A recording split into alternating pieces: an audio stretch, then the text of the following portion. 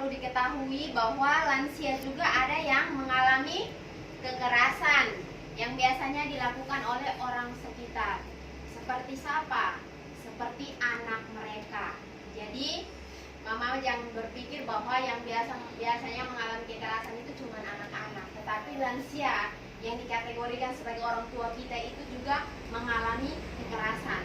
Yang lebih buruknya lagi, kekerasan itu dilakukan oleh siapa? Dilakukan oleh anak-anaknya. Ada juga oleh orang-orang di sekitarnya ataupun orang asing. Jadi saya minta mama-mama, ada yang pernah lihat kah di sekitar mama-mama atau mama-mama pernah mengalami? Di sini mama-mama lansia dong, nenek-nenek dong, mungkin ada yang pernah mengalami tindakan kekerasan seperti apa yang pernah dialami, atau yang pernah nenek dong alami, atau yang pernah mama-mama dong lihat di sekitar mama-mama. Ada yang bisa bantu saya? Tindakan kekerasan seperti apa?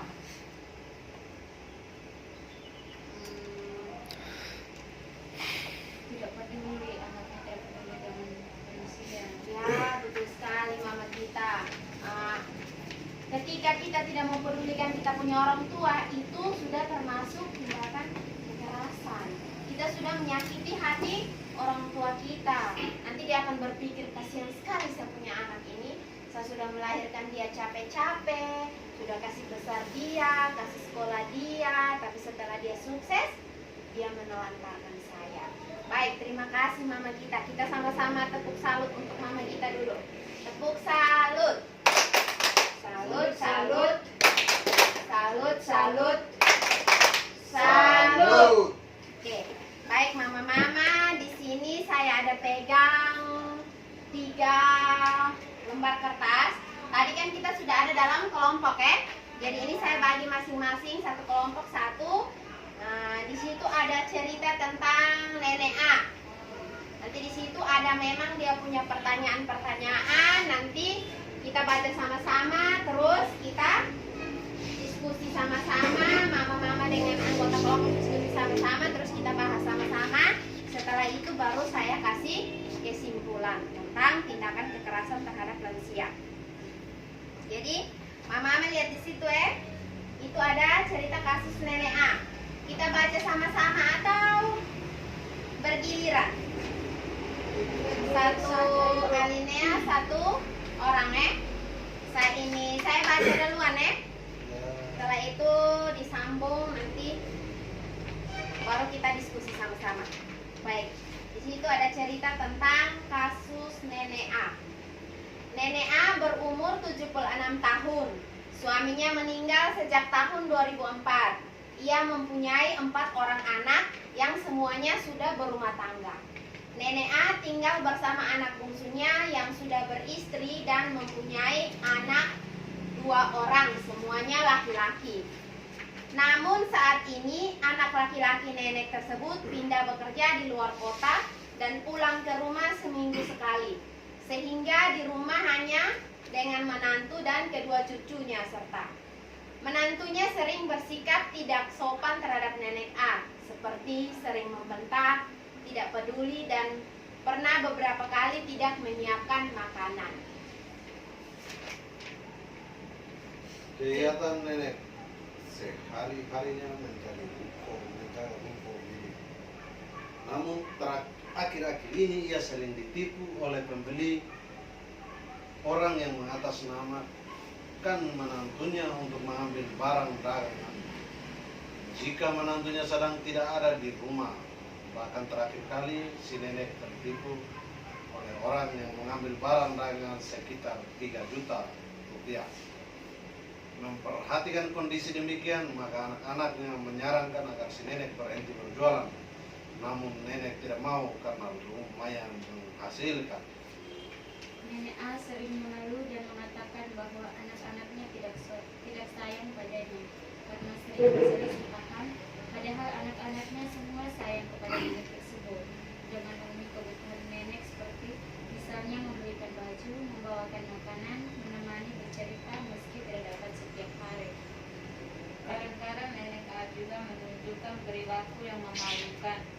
misalnya menggunakan baju yang sudah tidak pantas, sementara baju-baju bagus tertumpuk di lemari. Selain itu, ia malas mandi, sehingga kadang-kadang badannya agak bau. Nenek A terkadang keras kepala, sulit diberitahu, dan seringkali membuat kesal menantu dan bahkan anak-anak nenek yang lainnya. Baik, terima kasih Mama sudah membacakan ceritanya. Kemudian Mama silakan lihat di poin 3. Di situ ada pertanyaan untuk tiap-tiap kelompok. Kelompok yang 1 pertanyaannya, termasuk lanjut usia yang seperti apakah nenek tersebut? Ciri-ciri apa ciri-cirinya? Kemudian kelompok 2, apakah nenek tersebut mengalami kekerasan? Jika iya, kekerasan apa yang dilakukan oleh anak atau keluarganya? Kelompok yang ketiga, apa yang dapat dilakukan oleh anak atau keluarga atau orang terdekat jika menghadapi lanjut usia yang demikian? Baik, Mama saya kasih waktu 5 menit, kita sama-sama mendiskusikannya. Kemudian masing-masing kelompok memaparkan hasil diskusi, dari kelompok lain bisa memberikan tanggapan. Ya, saya persilakan. Silakan berdiskusi.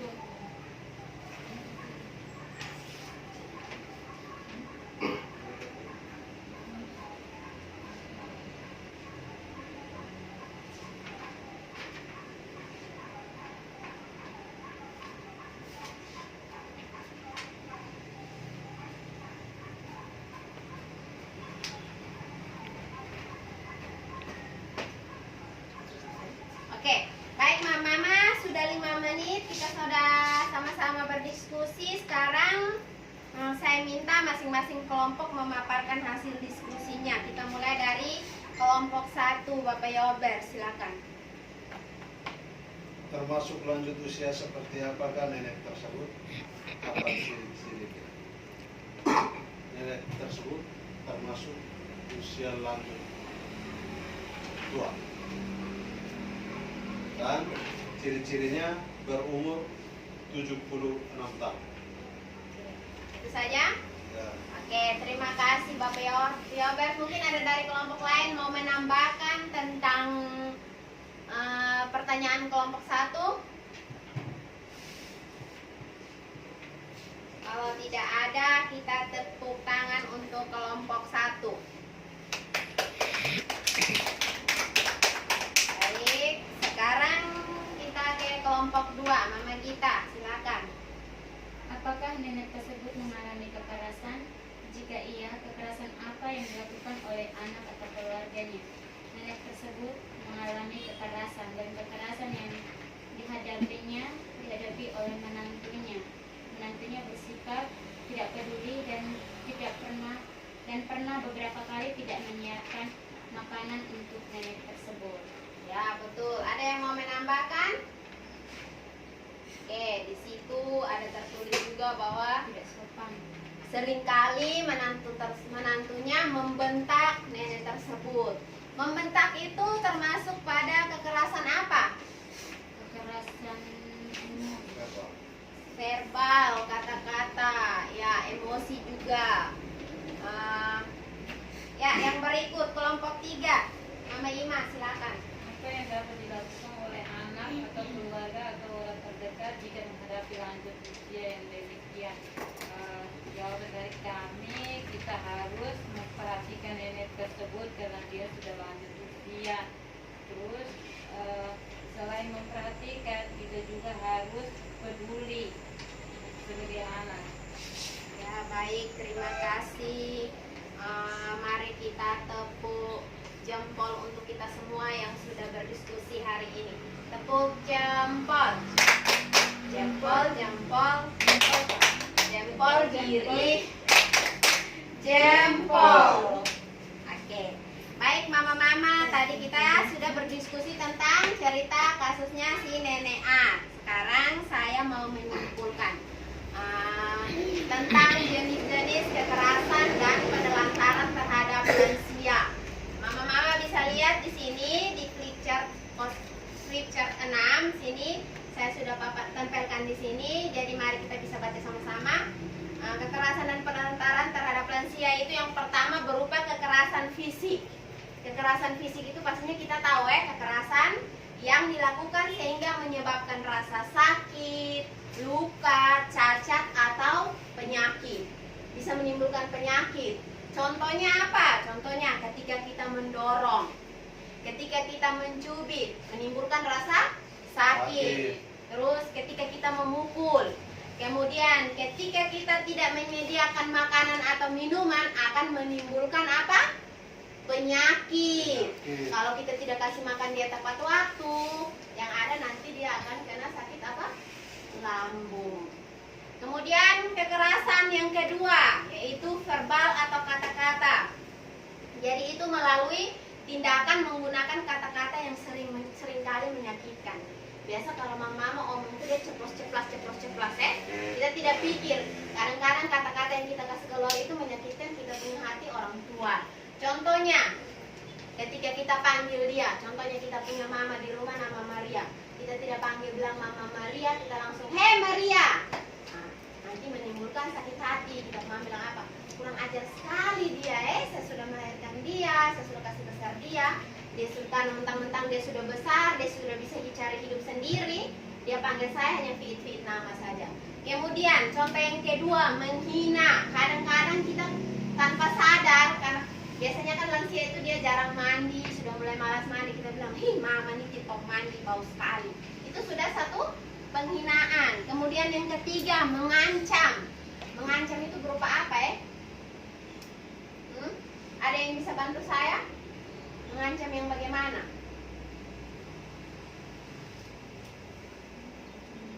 Mengancam kita punya orang tua, mengancam kita punya lansia. Ya, mungkin kita tidak bisa ancam kita orang tua ketika lansia berada di luar. Contohnya, dia jalan karena matanya sudah rabun, tabrak kita tanpa kita sadari, keluarlah kata-kata yang tanpa kita sadari itu adalah sebuah kata-kata ancaman. Contohnya, kau jalan tidak pakai mata, kalau tadi saya kenapa-kenapa saya lapor kau di polisi.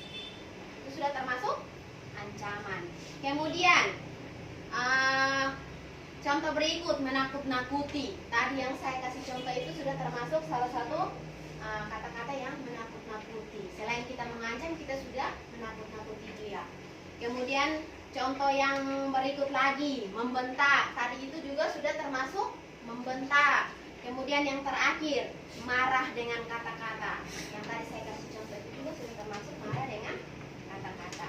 Kemudian kekerasan yang ketiga, emosi. Emosi itu melalui tindakan atau sikap yang menimbulkan rasa tidak nyaman bahkan trauma, termasuk penelantaran.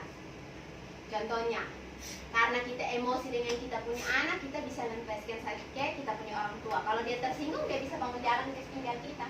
Walaupun itu rumah, dia punya rumah, dia bisa bangun jalan, dia bisa minggat, dia bisa ke orang yang, artinya orang lain yang mungkin tidak ada hubungan darah, tapi karena bersikap baik dengan dia. Nah itu sudah termasuk penelantaran. Kita sebagai anak sudah menelantarkan kita punya orang tua.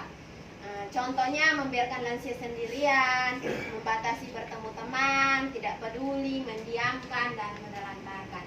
Kemudian kekerasan fisik yang terakhir, kekerasan finansial. Itu penyalahgunaan harta milik lansia. Contohnya, memanfaatkan uang lansia, menggunakan tanpa izin, tidak memberikan keleluasaan menggunakan uang. Di sini saya mau ambil contoh. Di sini kita punya mama-mama lansia yang pengurus pengganti itu kadang menyalahgunakan bantuan lansia. Contohnya di sini, saya kasih contoh Mama Gita, dia masuk pengurus PKH, tapi sebenarnya itu bukan uangnya dia, komponennya adalah lansia. Tapi Mama Gita bilang karena saya punya nama, uang itu untuk saya. Ketika Mama Gita terima uang bantuan PKH, pulang dia tidak kasihkan ke mamanya, tapi dia pergunakan sendiri. Baik, terima kasih.